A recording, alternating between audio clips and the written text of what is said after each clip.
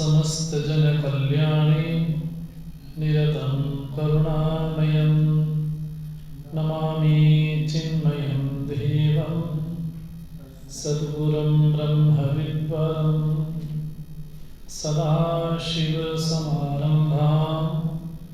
शङ्कराचार्यमध्यमाम् अस्मदाचार्यपर्यन्तां वन्दे गुरुपरम्परां वन्दे गुरुपरम्परां।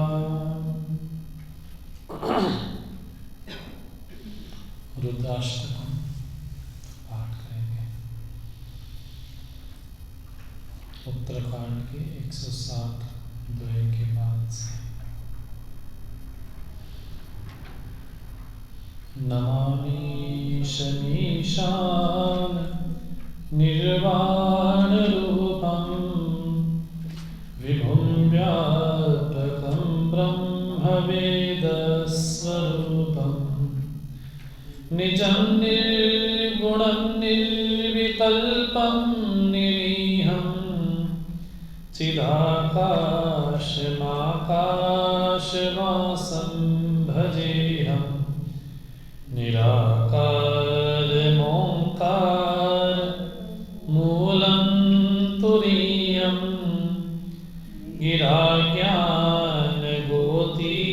गिराज्ञानगोतीतमीशं गिरीशं करालं महाकालकालं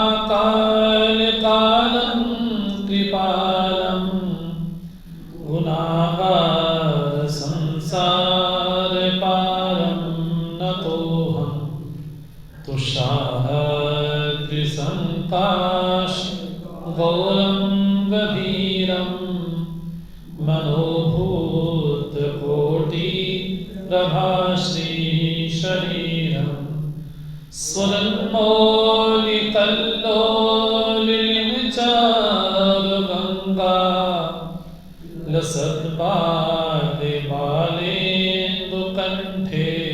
भुजङ्गा चलत्कुन्तलं श्रुनेत्रं विशालं प्रसन्नाननं नीलकण्ठं दयालं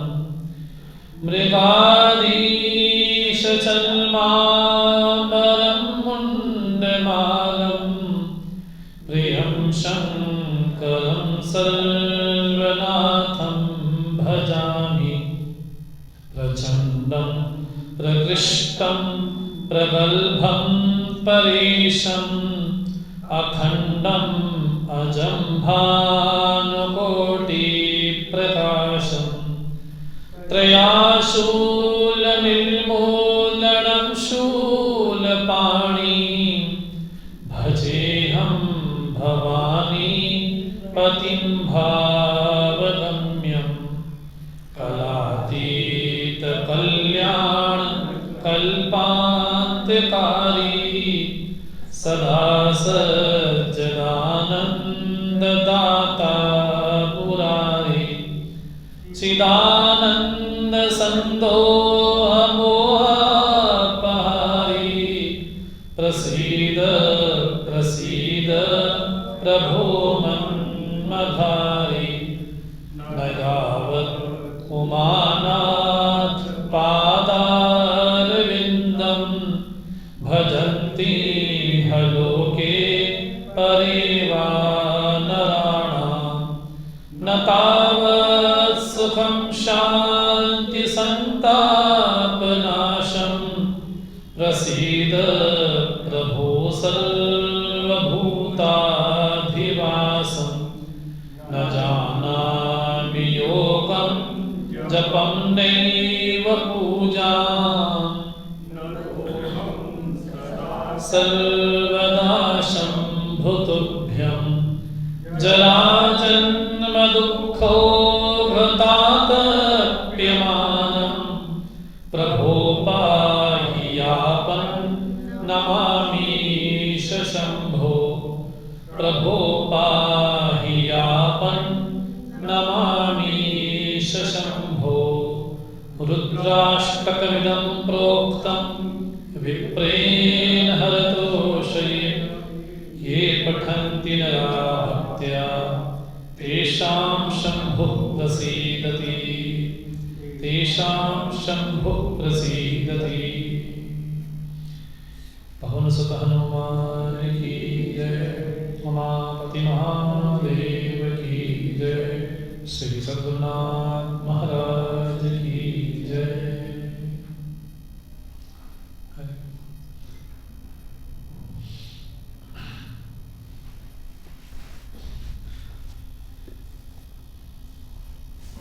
गोस्वामी तुलसीदास जी श्री रामचरितमानस को पढ़ने की एक युक्ति देते हैं। हम अपने मन के अनुसार रामचरितमानस पढ़ें तो शायद हो सकता है कि गोस्वामी तुलसीदास जी जो कहने वाले हैं उस बात से हम दूर हो जाएं। जिस उद्देश्य को लेकर के गोस्वामी जी श्री राम जी की गाथा लिख रहे हैं, अगर जिन्होंने गाथा लिखी है, जिन्होंने रचना की है, तो उनकी ही आज्ञा लेकर के कि वो ये कहना चाहते हैं कि मानस को अपने मन के अनुसार ना पढ़े। तो रामचरितमानस को पढ़ने में या रामायण पढ़ने की दो युक्तियां गोस्वामी जी ने दी हैं कि रामायण को और रामचरितमानस को किस तरह पढ़ा जाए। तो पहली युक्ति थी, मानस को और रामायण को एक तो इतिहास माने, इतिहास की दृष्टि से मानस को पढ़ा जाए और रामायण को पढ़ा जाए इतिहास की दृष्टि से। भाव ये है कि ऐसा नहीं कि केवल उनकी मन की कल्पना है, ऐसा किसी युग में हुआ था, तो ऐसा इतिहास है। तो इतिहास शब्द बनता ही ऐसा है, जैसा इंग्लिश में हिस्ट्री कहते हैं, लेकिन जो संस्कृत में शब्द बना इतिहास, तीन शब्द बन के बना इतिहास, इतिहास। ऐसा निश्चित हुआ था, इस बात को कहने के लिए शब्द है इतिहास। तो गोस्वामी जी बोलते हैं कि मानस को पहले पढ़ा जाए इतिहास की दृष्टि से। आप आज से 50-100 साल पहले का कोई चित्र देखें, आप कल्पना करते हैं कि तब ये अमृतसर शहर ऐसा हुआ करता था, तब ये गलियां ऐसे हुई करती थी, तब इतना मतलब खाली यहाँ पर होता था। तो मन में कल्पना करेंगे आप कि उस ज़माने में लोग वस्त्र कैसे पहनते थे, ऐसे कपड़े पहनते थे, है ना। लोगों के पास जो बर्तन होते थे ऐसे बर्तन होते थे, है ना। कई लोग गए हों साटापिंड में, वहाँ पर प्राचीन लोग कैसे रहा करते थे, है ना, उनके बर्तन कैसे होते थे। तो इतिहास को देखने से पता चलता है कि उस समय महापुरुष व्यक्ति कैसे रहा करते थे। तो गोस्वामी जी बोलते हैं अगर मानस को पढ़ना है तो पहला तरीका है, पहली युक्ति है, उसको इतिहास की दृष्टि से पढ़ा जाए। और दूसरा तरीका है, दूसरी विधि है, मानस को और रामचरितमानस को दर्पण की दृष्टि से पढ़ा जाए। इतिहास और दर्पण, चित्र में और दर्पण में यही विशेष अंतर है। चित्र में जो चीज बना दी गई है उसको वैसे ही हमको स्वीकार करना पड़ता है ना। उसमें हम ये कह सकते हैं कि हाँ ऐसे रहे होंगे ऐसे। लेकिन दर्पण अगर सामने रखा जाए तो बिंब को लगाने से प्रतिबिंब पे तिलक लग जाता है। मैं बिंब स्थान में प्रतिबिंब है, तो बिंब पे तिलक लगाने से प्रतिबिंब पे लग जाता है। यदि बिंब चश्मा पहनता है तो प्रतिबिंब को भी लग जाता है ना। तो वैसे ही रामचरितमानस को अगर दर्पण की दृष्टि से पढ़ा जाए तो ये पता चलता है कि इतिहास के जो भी पात्र हुए हैं, चाहे वो श्री राम हो, चाहे लक्ष्मण जी हों, चाहे भरत हो, चाहे शत्रुघ्न हो, चाहे कौशल्या हो, चाहे दशरथ जी हो, चाहे सुतीक्ष्ण हो, चाहे सुमंत हो, विभीषण हो, सुग्रीव हो, अंगद हो, बाली हो, रावण हो, कुंभकर्ण हो, अर्थात रामचरितमानस में और रामायण में जो भी पात्र विशेष हैं उनको इतिहास की दृष्टि से पढ़ा जाए तो कह सकते हैं कि हाँ, किसी समय में विभीषण, अंगद, बाली हुआ करते थे किसी जमाने में। यदि हुआ करते थे तो बात तो पुरानी होती है।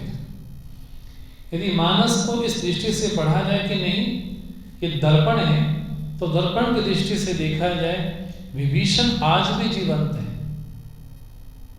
रावण आज भी जीवंत है, कुंभकर्ण आज भी जीवंत है, त्रिजटा, सुरसा, लंकिनी, है ना, अंगद, त्रिजटा के नाम से जो भी पात्र हैं, चाहे वो शबरी हो, चाहे अहिल्या हो, चाहे केवट हो, तो जो पात्र विशेष हम मानस में पढ़ते हैं, सुनते हैं, वो आज भी जीवंत है।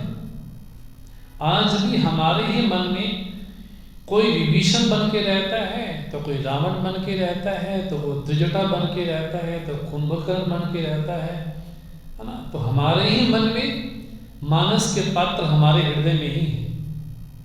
तो दर्पण को सामने देखा जाए तो पता चलता है कि आज मैं विभीषण हूँ या कालनेमी हूँ या सुरसा हूँ या कुंभकर्ण हूँ या मंथरा हूँ या कैकेयी हूँ। तो आज पता चलता है कि आज मेरा कौन सा रूप है।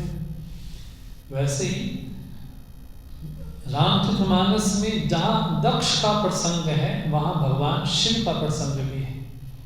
इसलिए इतिहास की दृष्टि से देखा जाए दक्ष किसी समय हुए थे, प्रजापति थे, उन्होंने सृष्टि का विस्तार किया।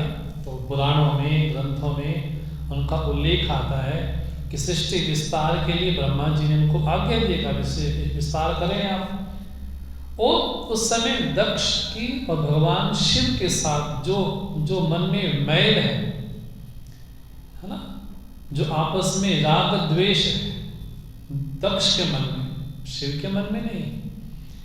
ऐसा नहीं कि केवल इतिहास की घटना है, ये दो प्रकार की अवधारणाएं, दो प्रकार की मान्यताएं आज भी जीवंत हैं। जैसे दक्ष हम शब्द बोलते हैं, व्यक्ति बड़ा चतुर है, बड़ा दक्ष है ना। तो जब दक्ष शब्द हम कह देते हैं तो दक्ष इतिहास की दृष्टि से भी था और वर्तमान की दृष्टि से भी दक्ष है। यदि किसी को लगता है कि मेरे समान कोई बुद्धिमान नहीं तो हम कह सकते हैं कि दक्ष ही। यदि को कहता है कि व्यक्ति दिन में मैं करता रहता है, मैंने किया, तो उसको कहते हैं कि वो दक्ष ही है। तो दक्ष के मन में भी यही था कि मैंने किया, मेरे द्वारा हुआ, मैंने किया, मैंने सृष्टि का विस्तार किया, अगर मैं ना होता तो कौन करता। तो दक्ष आज भी जीवंत है और शिव तो अनादि है ही। तो उस प्रकार की अवधारणाएं, उस प्रकार की मान्यताएं जैसे किसी युग में थी तो वर्तमान समय में भी यदि शिव विश्वास का प्रतीक है और दक्ष बुद्धि का प्रतीक है तो दोनों में बड़ा विशेष अंतर है। बुद्धि की सीमा है, बुद्धि चिंतन कर सकती है, लेकिन एक समय आने के बाद बुद्धि कह देती है कि अब मुझे नहीं पता लगता क्या है। इसलिए गोस्वामी जी को बोलना पड़ा। जब राम जी के तत्व की बात आई तो गोस्वामी जी एक वाक्य बोलते हैं, इदम इत्थम कही जाई न सोई। ये परमात्मा ऐसा है, उसको इंडिकेट करके कहा नहीं जा सकता इसको ये ऐसा परमात्मा है। बोले बुद्धि कह ही नहीं सकती। यदि उसको महान कहा जाए तो अनु कौन है, यदि इसको अनु कहा जाए तो महान कौन है फिर, है ना। यदि सत्य कहा जाए तो असत्य किसके धरातल पे टिका हुआ है।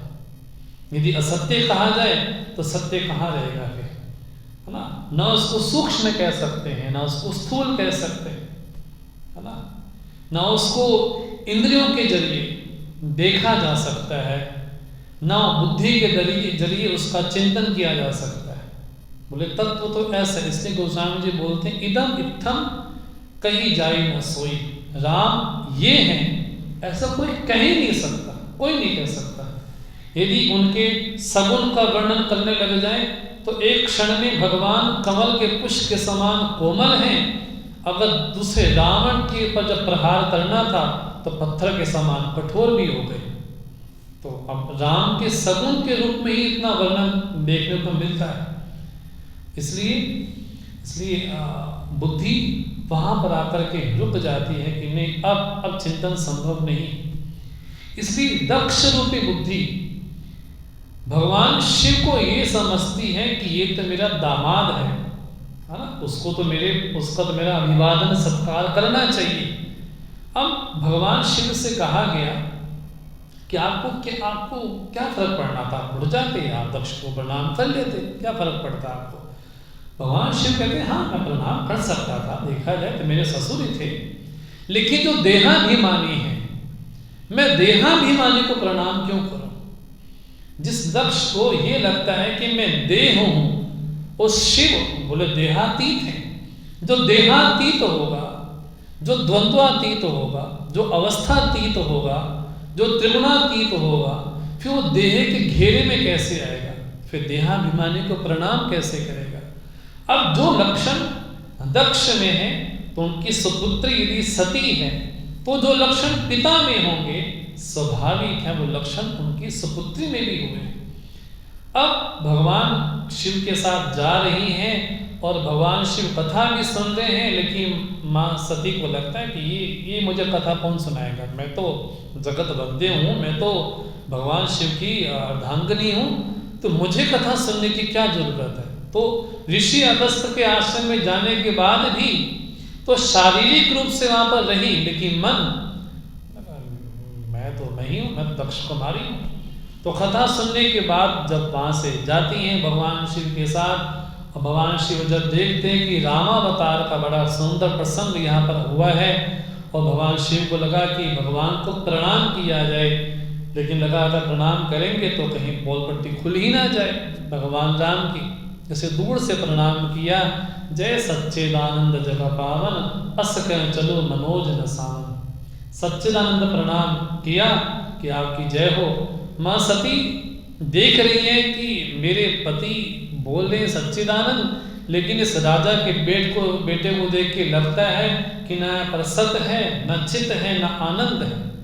तो ऐसी स्थिति को देख करके उनके मन में बड़ा अनेक प्रकार के विचार उठते हैं, और भगवान शिव अंतर्यामी हैं, समझ गए कि माँ के मन में कुछ ऐसा है। बार बार समझाया, वो समझने के बाद भी जब वो नहीं समझी तो भगवान शिव ने कहा कि जाओ परीक्षा लो, लेकिन परीक्षा का उद्देश्य ये होना चाहिए कि जिस तरह से मोह को भ्रम की निवृत्ति हो, इस भाव को लेकर के जाके परीक्षा करो। हालांकि ब्रह्म की जिज्ञासा होती है, ब्रह्म की परीक्षा नहीं होती, लेकिन पहली माँ ने यही अपने जीवन में एक त्रुटि की, क्योंकि दक्ष कुमारी है। इस बात को मन में हमेशा संकेत रखना चाहिए, दक्ष कुमारी है इसलिए उनको भगवान शिव पे विश्वास नहीं हुआ। हालांकि विश्वास के साथ रहती हैं, लेकिन फिर भी विश्वास के साथ नहीं, ये बड़ी विचित्र बात है। और उनके द्वारा जाती हैं और वहाँ पर परीक्षा किस रूप में लेती हैं, साक्षात सीता जी का रूप लेकर के माँ सती जाती हैं, और लक्ष्मण जी तो तुरंत इनको पहचान जाते हैं कि तो कुछ और ही माँ रूप लेकर के आई हैं। भगवान राम को लगा कि रावण भी मेरी परीक्षा लेना चाहता था, और जानकी भी और सती भी मेरी परीक्षा लेना चाहती है। इसलिए रावण का तो संहार हुआ, लेकिन राम जी को लगा कि शिव ने भेजा है, विश्वास ने भेजा है, तो इसको कुछ जीवन में अद्भुत घटना दिखानी चाहिए, क्योंकि विश्वास के द्वारा प्रेरित होकर के आई है ना। तो आप रामचरितमानस में देखें, रावण ने भी राम की परीक्षा लेनी चाहिए, और नारद जी ने परीक्षा ली। आप देखें कि रामचरितमानस में राम जी की परीक्षा किस किस ने ली है, नारद जी ने ली है और रावण ने भी ली है, माँ सती ने भी परीक्षा ली है, लेकिन तीनों की परीक्षाओं में बड़ा विशेष अंतर है। यहाँ पर राम जी को लगा कि साक्षात मेरे महेश्वर के द्वारा भेजी गई हैं, तो कुछ अद्भुत दिखाया जाए। तो जब माँ निकलती हैं, उनको जहाँ जहाँ राम हैं और अनेकों ब्रह्मांडों में केवल राम जी का ही दर्शन वो कर रही हैं, अनेकों ब्रह्मांडों में। अब आप कल्पना करें कि राम जी ने माँ सती को कितने कितने ब्रह्मांडों का दर्शन करवाया। और राम कौन है? स्वयं गोस्वामी जी बोलते हैं जितने रोम हैं उतने ब्रह्मांड हैं। आप कल्पना करें कि गोस्वामी जी का चिंतन कितना रहा होगा। अब जब इतना रूप दिखाया तो बड़े सकुचा करके, बड़े भयभीत होकर के भगवान शिव के पास आती हैं। और भगवान शिव ने पूछ ही लिया कि परीक्षा हो गई? बोले ना, परीक्षा तो नहीं, मैंने कोई परीक्षा नहीं ली। क्या किया फिर? बोले जैसे आपने प्रणाम किया वैसे मैंने प्रणाम किया। कछु न परीक्षा लीन गोसाई, कीन प्रणाम तुम्हारी नाई। मैंने कोई परीक्षा नहीं ली, कोई परीक्षा नहीं ली। बस ये बालकांड के 55 दोहे के बाद का प्रसंग है। सती समझी रघुवीर प्रभाव, भय बस शिव संकीन दुराव। कछु न परीक्षा लीन गोसाई, कीन प्रणाम तुम्हारी नाई। अब देखिए कितने विचित्र विरोधाभास लगता है। अभी अभी व्यापक ब्रह्म का दर्शन करके आई है। अभी अभी व्यापक ब्रह्म का दर्शन करके आई हैं। पूरे अनेकों ब्रह्मांडों में राम जी को देख करके आई, लेकिन उसके बाद भी विश्वास के पास जाकर के असत्य भाषण करती है। उसके बाद भी इसका अर्थ है कि जो दक्ष के संस्कार हैं वो संस्कार नहीं गए, है ना। कछु न परीक्षा लीन गोसाई, कीन प्रणाम तुम्हारी नाई। जो तुम कहा सो मृषा न होई, मोरे मन प्रतीति अति सोई। आपने जो कहा था वो झूठ नहीं था, कि साक्षात परमात्मा ही है। ये मेरे मन में विश्वास है। भगवान शिव को लगा बोल कुछ और रही है और मन में कुछ और चल रहा है, क्योंकि ये स्वाभाविक है। व्यक्ति जब असत्य भाषण करता है, झूठ बोलता है, तो उसका जो फेस है बता देता है कि मन में कुछ और है। तो स्वाभाविक भगवान शिव को भी लगा। तब शंकर देखो धरि ध्याना, सती जो कीन चरित्र सब जाना। सब चरित्र देख लिया, माँ जी क्या करके आई है। अब इस पूरे दृश्य क्रम, पूरी घटना को भगवान शिव ने 3 तरीके से जोड़ा। वो हमारे लिए बड़ा चिंतनीय है। जो माता जी सती माँ जानकी का, सीता जी का रूप लेकर के गई, उस पूरे दृश्य क्रम भगवान ने 3 शब्दों में कहा। पहला कहा बहुरी राम मायई सिर नावा, प्रेरी सतही जई झूठ कहावा। एक पहला कारण बोला मां सती की घटना में। पहला कारण क्या है कि भगवान राम की प्रेरणा से उसकी माया ने मां के मुख से झूठ कहलवाया। ये बड़ी बात कैसी है। बहुरी राम मायई सिरुनावा, राम जी की माया को नमन करते हैं शिव, और क्या बोलते हैं प्रेरी सती, मतलब मां सती नहीं चाहती थी भगवान शिव को झूठ बोलना, लेकिन उनको प्रेरित किया गया। और प्रेरित किसने किया? बोले माया ने प्रेरित किया। भगवान शिव को लगता है इसका अर्थ है कि राम जी इस घटना को थोड़ा और विस्तार देना चाहते हैं, और विस्तार देना चाहते हैं, है ना। अब हमारे जीवन में भी जो घटना विशेष घटती है तो भगवान शिव बोलते हैं इसके पीछे 3 कारण हो सकते हैं। पहला कारण माया द्वारा प्रेरित है, एक। दूसरा कहा हरि इच्छा। कई लोग क्या बोल देते हैं, शायद मेरे भाग्य में नहीं, हरि इच्छा है। ये वही व्यक्ति बोल सकता है जो सर्वत्र उस परमात्मा के दर्शन को देखता हो। जैसे नानक जी बोलते ना, हुक्मे अंदर सब कोई, बाहर हुक्म ना कोई। मतलब सृष्टि में जो भी कुछ हो रहा है वो सब हरि इच्छा से ही हो रहा है। यदि किसी का संयोग हुआ है तो हरि इच्छा से हुआ है, यदि किसी का वियोग हुआ है तो हरि इच्छा से हुआ है, किसी का मिलना हुआ है तो हरि इच्छा से, बिछुड़ना हो तो हरि इच्छा से हुआ। और तीसरा कारण शिव जी बोलते हैं भावी बलवाना। हो सकता है कि इसमें भावी बलवान हो, कभी कभार व्यक्ति को लगता है कि मेरा भाग्य ही ऐसा है। तो भगवान शिव ने पूरी घटना को 3 शब्द से जोड़ा। माया द्वारा प्रेरित है, दूसरा हरि इच्छा है, और तीसरा भावी बलवाना। अब हम भी अपने जीवन में देखते थे, चिंतन करें तो जो भी घटना घटती है हमारे जीवन में, अच्छी बुरी, यदि अच्छे व्यक्ति के संपर्क में आए या बुरे व्यक्ति के संपर्क में आए या सज्जन के संपर्क में आए, दुर्जन के संपर्क में आए, उसके पीछे 3 ही कारण हो सकते हैं। या तो माया द्वारा प्रेरित है, या हरि इच्छा है, या भावी बलवान है। अब ये बड़ा आश्चर्य है कि क्या राम जी चाहते थे, क्या राम जी की माया चाहती थी कि ऐसा हो? ये चिंतनीय है।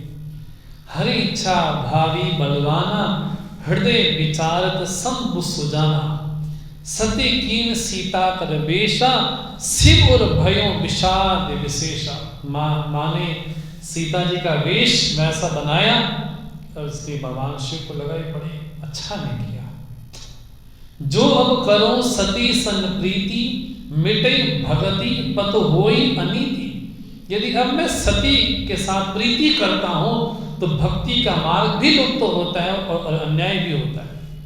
लेकिन एक बात भगवान शिव बड़ी प्यारी बोलते हैं, परम पुनीत न जाई तजी, कि प्रेम बड़ पाप, प्रगट न कहत महेश कछु, हृदय अधिक संताप। अब ये बड़ी मार्मिक चौपाई भगवान कहते हैं, मां सती के मन में कोई ऐसा भाव नहीं था कि मैं सीता का वेश लेकर के जाऊंगी, राम जी मेरे से गले मिलेंगे, अरे सीता वापस आ गई। मां के मन में ऐसा कोई पाप था नहीं, पाप नहीं था। लेकिन परीक्षा के उद्देश्य से वहां पर गई। इसलिए भगवान शिव क्या बोलते हैं, परम पुनीत। मां सती कैसी है? पुनीत नहीं, परम पुनीत, बड़ी परम पवित्र। हालांकि मन में ऐसा कोई भाव था ही नहीं, लेकिन फिर भी तज की ये प्रेम बड़ पाप, लेकिन पाप तो हुआ। इसलिए प्रगट न कहत महेश कछु, मन में प्रकट करके नहीं कहा, मन में संताप हो रहा है, क्या करूं, ये उचित नहीं है, ये ठीक नहीं किया है। अब जब मन में ऐसा भाव आया तो भगवान शिव क्या करते हैं, तब शंकर प्रभु पद सिर नावा, सुमरत राम हृदय अस आवा, एहि तन सती भेंट मोहि नाही, शिव संकल्प कीन मन माही। यदि चौपाइयों के अर्थ में जाए ना, कितना शाब्दिक अर्थ निकलता है। भगवान शिव अपने इष्ट भगवान राम का स्मरण करते हैं, तब संकल्प पद सिर नावा, राम जी के चरणों का ध्यान करते हैं कि प्रभु बताओ मैं क्या करूं, अब मुझे क्या करना चाहिए। और स्मिरत राम हृदय अस आवा।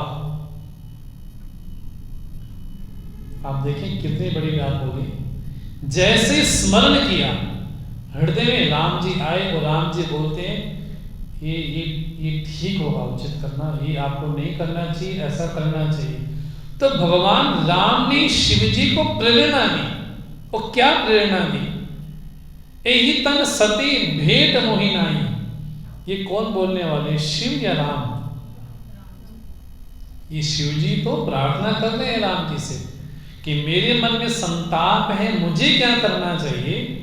अब शिव जी के जरिए राम कह रहे हैं, क्योंकि अंतर्यामी परमात्मा है ना, हृदय में बैठ करके हमको जो प्रेरणा दे, प्रेरित करे, वो अंतर्यामी। हमारे मन में एक अंतःकरण है और एक अंतर्यामी है। एक अंतःकरण का अभिमानी है जीव, और एक अंतर्यामी भी है। तो दोनों में बड़ा विशेष अंतर। अंतःकरण अभिमानी को यह लगता है कि मैंने किया, और अंतर्यामी कौन है, बोले अंतःस्थिता यमयति, भीतर बैठकर के जब मैं प्रेरित करता है, बोले अंतर्यामी। अब राम जी कहते हैं, एहि तन सती भेंट मोहि नाही, शिव संकल्प कीन मन माही। क्या प्रेरणा दी? भगवान राम कहते हैं कि वास्तव में मिलना अभी बाकी है। सती और शिव पास होने के बाद भी एक दूसरे से दूर है। हालांकि विवाह तो हुआ, लेकिन अभी भी सती विश्वास को जान नहीं पाई। अभी राम जी को लगता है शिव जी अभी थोड़ी लीला और करनी चाहिए, और वास्तव में सती आपसे मिले, अभी पूर्ण आपसे मिल नहीं पाई। यदि पूर्ण मिल गई होती, जिस तरह से आपने मुझे प्रणाम किया था वैसे सती भी प्रणाम करती, लेकिन उसको विश्वास नहीं है। किस पे? शिव पे ही विश्वास नहीं है। इसका अर्थ है अभी अभी मिले नहीं, इसलिए एक अगला जन्म हो ताकि उनको पूर्ण रूप से आपके प्रति विश्वास भी हो और मेरे प्रति निष्ठा भी हो। इस भाव को लेकर के भगवान राम ने ही शिव जी को प्रेरणा दी। क्या? एहि तन सती भेंट मोहि नाई, शिव संकल्प कीन मन माही। मन में संकल्प किया, अस विचार संकर मत धीरा, चले भवन सुमृत रघुवीरा। भगवान राम का स्मरण करते हुए शिव जी चले। कहा? चलत गगन भे गिरा सुहाई, जय महेश बलि भगति दृढ़ाई। असपन तुम बिन करे को आना, राम भगत समर्थ भगवाना। सुनी नभ गिरा सती उर सोचा, पूछा शिवे समेत सकोचा। कैसी भाषा है। भगवान शिव तो चले, अब सती से भेंट नहीं होगी। ये क्या है? ये शिव जी का व्रत है।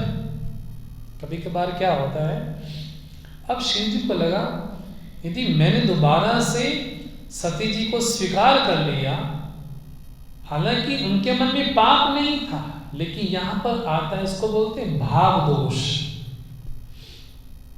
भाव दोष कैसा होता है? यदि आप कोई चीज नहीं खाते हो, है ना, ऐसे कोई नॉन वेज नहीं खाते, मान लो नहीं खाते हो आप, और आपके सामने कोई चीज वैसी पड़ी जो बिल्कुल उससे मेल खाती है, अब चीज पवित्र होने के बाद भी आपके मन में भाव बदल गया, वो भाव दोष है। भगवान शिव व्रतधारी हैं। क्या बोलते हैं? जय महेश भली भगति दृढ़ाई, है ना। असपन तुम बिन करे को आना। ये जो प्रण आपने लिया, ये जो प्रतिज्ञा आपने ली, आपके समान कोई प्रतिज्ञा ले नहीं सकता। इसका अर्थ क्या हुआ? इसका अर्थ ये हुआ कि भगवान शिव भी व्रतधारी, उनके मन में कोई व्रत विशेष है, तो उस व्रत को लेकर के आगे चलते हैं। और आकाशवाणी क्या हुई? असपन तुम बिन करे को आना, राम भगत समर्थ भगवाना। सुनि नभ गिरा सती उर सोचा। आकाशवाणी धन्यो प्रभु आप, धन्यो आपके समान कोई व्रतधारी और कौन हो सकता है। तो उस समय आकाशवाणी होना, नभ गिरा होना, ये कोई सहज, ये कोई आकस्मिक है? बोले नहीं, उसके पीछे कारण है। कारण ये नहीं है कि भगवान शिव की स्तुति हो, कारण उसके पीछे ये है कि मां सती के मन में पश्चाताप हो, मां सती के मन में उत्कंठा हो कि भगवान शिव तुरंत चल पड़े। लेकिन मां सती क्या बोलती है? पूछा श्री समेत सकोचा, संकोच करके पूछती हैं। कीन कवनपन कहूं कृपाला, सत्य धाम प्रभु दीन दयाला। कितनी विचित्र बात मां बोलती हैं। आपने कौन सा संकल्प लिया है जो आकाशवाणी यहाँ पर हो रही है? कौन सा संकल्प लिया, कौन सा व्रत लिया, मैं बताओ। लेकिन साथ में बोलती क्या है मां? सत्य धाम प्रभु दीन। आप तो सत्य के धाम हैं, आप तो दीन दयाल हैं। अभी भी झूठ बोल के गई है कि मैंने परीक्षा नहीं ली। झूठा व्यक्ति दूसरे से अपेक्षा करता है कि वो मुझे सच बोले। ये बड़ी विचित्र बात है। ये झूठे व्यक्ति को लगता है अगर मैं जो बोल दूं मुझे सब ठीक है, लेकिन मैं सामने वाले व्यक्ति से वही अपेक्षा करूंगा कि आपको सच ही बोलना चाहिए। क्या बोलती है? सत्य धाम प्रभु, आप तो सत्य के धाम, आपको तो सच बोलना चाहिए। मैं झूठ बोल दूं चलेगा, मैंने सत्य भाषण आपके सामने कर दिया, वो चला, लेकिन आपसे क्या कह रही हूं? आप तो सत्य के धाम हैं, दीन दयाल हैं, आपने कौन सा प्रण किया है? यद्यपि सती पूछा बहु भांति, तदपि न कहूं त्रिपुर आरती।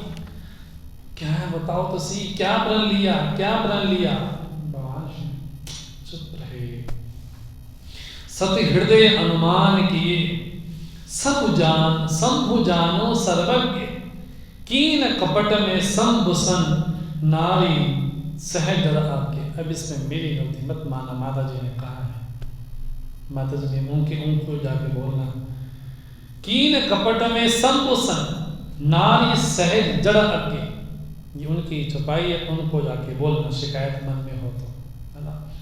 मेरे मन में कपट है और भगवान शिव इसको समझ गए, ये सर्वज्ञ, इसलिए उसकी मैंने उनका त्याग कर दिया। लेकिन भगवान शिव ने सती का त्याग नहीं किया, सती में जो प्रीति थी उस प्रीति का त्याग किया। दोनों में बड़ा विशेष अंतर है, क्योंकि राम क्या बोलते हैं, परम पुनीत न जाए तजी, परम पुनीत है, पवित्र, उनको त्यागा नहीं जा सकता, इसलिए सती को नहीं त्यागा, अभी तो सती में जो प्रीति थी उस प्रीति को ही त्याग दिया। और शंकर रुख अवलोकी भवानी, प्रभु मोहि तजो हृदय अकुलानी, निज अग समुझ न कछु कही जाई, तपई अवाई उदल अधिकाई, सती ससो जान वृष केतु, कहीं कथा सुंदर सुख हेतु। भगवान शिव तो कैलाश पहुंच गए, वर्ण पंथ विविध इतिहासा, विश्वनाथ पहुंचे कैलासा। अब जब दंडकारण्य से, जहाँ अगस्त ऋषि के आश्रम में राम कथा हुई है, और वहां से यात्रा कैलाश की है, तो यात्रा में क्या करें, तो यात्रा में भगवान शिव तो अनेक प्रकार के इतिहास सुनाते सुनाते जा रहे हैं। और भगवान शिव जब कैलाश पहुंचे, अब क्या हुआ, तहाँ को निशंभु समझी पन आपन, बैठे बट तर करी कमलासन, और पद्मासन लगा के भगवान शिव ने प्रतिज्ञा करके बैठ गए। और कब तक बैठे, शंकर सहज स्वरूप संभाला। भगवान शिव का जो वास्तविक बड़ा सुकोमल, बड़ा बड़ा सौम्य रूप भगवान शिव का, इसको धारण किया और लाख समाधि अखंड अपारा, महाराज की लंबी समाधि लग गए, अपने अपने उसी अवस्था में लीन हो गए, उसी स्थिति में। और राम जी का चिंतन करते करते करते कितना समय हो गया, बहुत समय हो गया। ये 59 दोहे के बाद बोलते हैं, एहि विधि दुखित प्रजेश कुमारी, अकथनीय दारुण दुख भारी। बड़ा कष्ट पूर्वक दिन बीते, क्योंकि भगवान शिव तो समाधि में है, बड़े अपने भाव में, माता जी अपना काम करती हैं, सुबह घर का काम भी करती हैं। कैलाश में जो भगवान शिव का गुफा है, और मन में कल्पना करें, कल्पना है ना, मन में कल्पना करें कि माँ किस तरह से रहती थी और कितने बरस तक रही। तो बोलते हैं, बीते संबद सहज 87,000 वर्ष बीत गए। हाँ जी, कितनी लंबी समाधि, 87,000 वर्ष बीत गए। अब कितने होंगे 87,000 वर्ष, पता नहीं। राजेश भैया थोड़ा सोचो। बीते संबद सहज 87, तज समाधि शंभु अविनाशी।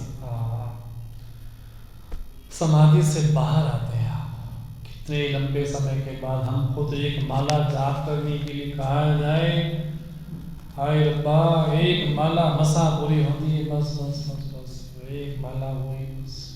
108 मणके में माला जाप करते करते 101 बार तो बाहर होकर के वापस भी आ गए, और 1-2 मणके बड़ा मुश्किल से जाप हो पाता है ना।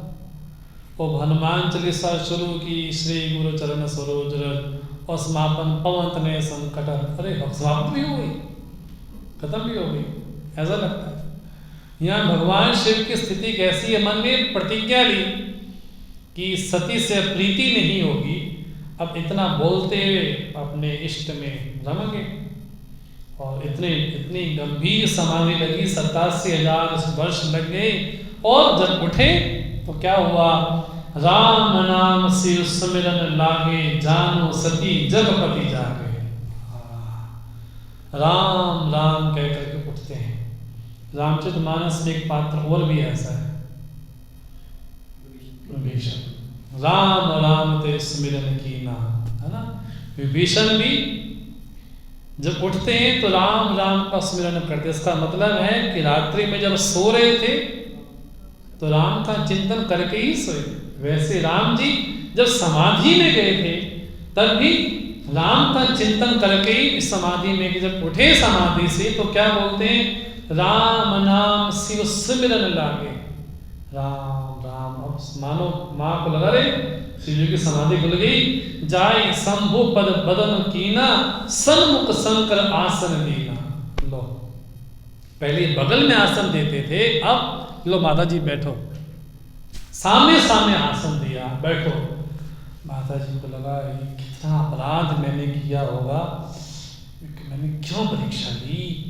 और आज ये स्थिति है कि भगवान शिव मुझे अपने साथ नहीं, मुझे सामने बैठाते हैं, मतलब मन से तो त्याग कर ही दिया है मैंने। लगे कहन हरि कथा रसाला, दक्ष प्रजेश भय ते काला, देखा विधि विचार सब लायक, दक्ष कीन प्रजापति नायक। अब उसी समय दक्ष प्रजापति जब का समय आया और जब उनको लगा, ब्रह्मा जी को लगा कि बहुत इन्होंने तप किया है दक्ष ने, तो उनको प्रजापति का पद दिया गया। बड़ अधिकार दक्ष जब पावा, अति अभिमान हृदय तब आवा। और उसके पीछे बड़ी प्यारी चपाई बोलते हैं, नहीं को अस जनवा जग माही, प्रभुता पाई जाहि मद नाई। एक बार किसी को पद मिल गया ना, पोजीशन मिल गई, मेरे समान कौन है, मेरे समान कौन है। तो वही लगा, मेरे समान कौन, इतना बड़ा अधिकार स्वयं ब्रह्मा ने दिया। और दक्ष ले मुनि बोले सब, कर्म लगे बढ़ जा, नेवते साध सकल सुर जे पावत मख गवा। और उन्होंने क्या उद्देश्य लिया, एक बहुत बड़ा यज्ञ किया जाए। और उस यज्ञ में क्या हुआ, किन्नर नाग सिद्ध गंधर्वा, बंधुन समत समेत चले सुर सर्वा, विष्णु बिरंची महेश बिहाई, चले सकल सुर जान बनाई। दक्ष ने सोचा कि एक बहुत विशाल यज्ञ किया जाए, उस सभी को आमंत्रित दिया, सभी को, कौन कौन, किन्नर हैं, नाग हैं, सिद्ध हैं, गंधर्व हैं, लेकिन 3 लोगों को निमंत्रण नहीं दिया, और जिसके बिना यज्ञ संभव नहीं। ये बड़ी विचित्र बात है, जिन 3 के बिना यज्ञ हो ही नहीं सकता, उन तीनों को नहीं बुलाया। कौन, विष्णु बिरंची महेश बिहाई। ब्रह्मा विष्णु महेश को छोड़ करके बाकी सभी देवताओं को बुलाया। जबकि यज्ञ क्या है, आप भगवान श्री कृष्ण की गीता को पढ़ें और रामचरितमानस को साथ साथ देखें तो लगेगा कि भगवान की वाणी और गीता में क्या विशेष मेल है। वहां भगवान ये कहते हैं कि पूरी सृष्टि यज्ञ के कारण ही चल रही है, पूरी सृष्टि। और भगवान यहां तक बोल देते हैं, देवान भावयतानेन ते देवा भावयन्तु वा परस्परम भावयन्ता श्रेयं परम वाप्स्यत। हम देवताओं का यजन करें, जब देवता प्रसन्न होंगे तो हम पे कृपा दृष्टि करेंगे। और भगवान ये कहते हैं, एवं प्रवर्तितम चक्र, पूरी सृष्टि में यज्ञ चल रहा है।